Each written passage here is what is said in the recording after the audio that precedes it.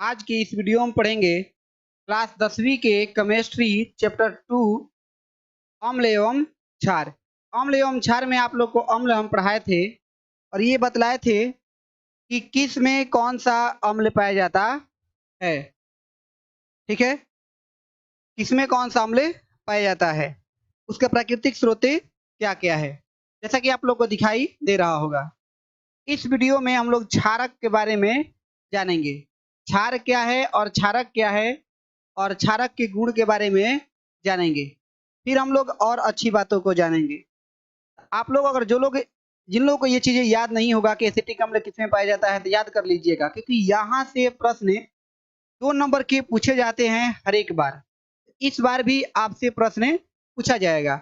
Acetic अम्ल acetic अम्ल किसमें पाया जाता है तो सिरका में, अमीनो अम्ल प्रोटीन में, ऑक्जेलिक अम्ल टमाटर, ये बहुत इंपॉर्टेंट है। फॉर्मिक अम्ल लाल चींटी में, हाइड्रोक्लोरिक अम्ल मनुष्य के पेट में, टार्टरिक अम्ल इमली में, मैलिक अम्ल सेव में, लैक्टिक अम्ल दही में, सैट्रिक अम्ल नींबू में, कार्बोनिक अम्ल सोडा वाटर, बेंजोइक अम्ल हरा घास और प्याज में। ये आपको याद कर लेना होगा। चलिए तो आज की इस वीडियो में जो टॉपिक शुरू करने वाले हैं उस टॉपिक को शुरू करते हैं। टॉपिक आप लोग का है क्षारक। क्षारक को अंग्रेजी में बेसिस कहते हैं। ठीक है, क्षारक क्या है इसके बारे में जानते हैं। इस प्रकार से अम्ल क्या करता था, हाइड्रोजन आयन को जल में घुल कर देता था। ठीक उसी प्रकार से क्षारक जो होता है वह OH को देता है। यहाँ पर देखिए क्षारक किसको कहते हैं। क्षारक वह पदार्थ है जो जल में घुलकर OH मतलब कि हाइड्रोक्साइड देता है। ठीक है, OH देता है। NaOH ये जल में घुलेगा तो Na प्लस और OH माइनस ये देगा। KOH यहाँ से आप लोगों को समझ में आ गया होगा कि क्षारक का परिभाषा कैसे देंगे कि क्षारक वह पदार्थ है जो जल में घुलकर हाइड्रोजन आयन नहीं OH देता है। ठीक है, अब यहाँ से एक बहुत इंपॉर्टेंट बात याद रखिएगा कि क्षार किसे कहते हैं। तो जल में घुलनशील क्षारक को, जो क्षारक जल में घुल जाएगा उसको हम क्षार कहते हैं। जो घुलनशील क्षारक जल में घुल जाएगा उसको हम क्षार कहेंगे। याद रखिए दूसरा बात कि सभी क्षार क्षारक होते हैं परंतु सभी क्षारक क्षार नहीं होते हैं, क्योंकि कुछ ऐसे भी क्षारक होते हैं जो जल में नहीं घुलते हैं।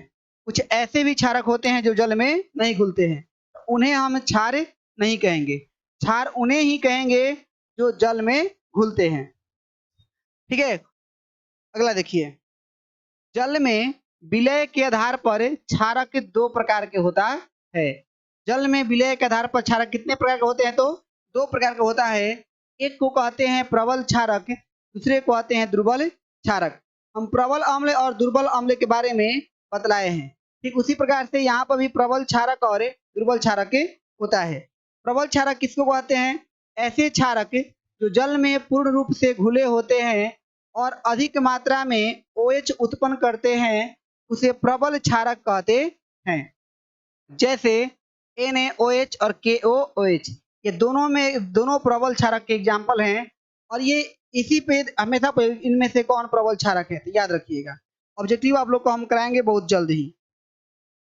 दुर्बल क्षारक किसको कहते हैं, तो ऐसे क्षारक जो जल में आसानी से या फिर कम मात्रा में घुले होते हैं, आसानी से घुल जाते हैं या फिर कम मात्रा में घुले होते हैं और कम मात्रा में हाइड्रोजन यहाँ पर माइनस होगा, हाइड्रोजन नहीं OH माइनस उत्पन्न करते हैं। उसे दुर्बल क्षारक उसे उसे दुर्बल क्षारक कहते हैं। ठीक है, इतना याद कर लीजिएगा। जैसे NH4OH CaOH होल ट्वाइस 2।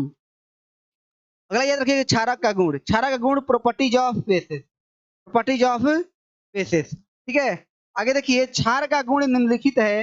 पहला, क्षार स्वाद में कड़वा होता है। तो क्षार कैसा होता है जी, कड़वा होता है। दूसरा, क्षार का pH मान 7 से अधिक होता है। तीसरा, क्षार मिथाइल ऑरेंज को पीला कर देता है।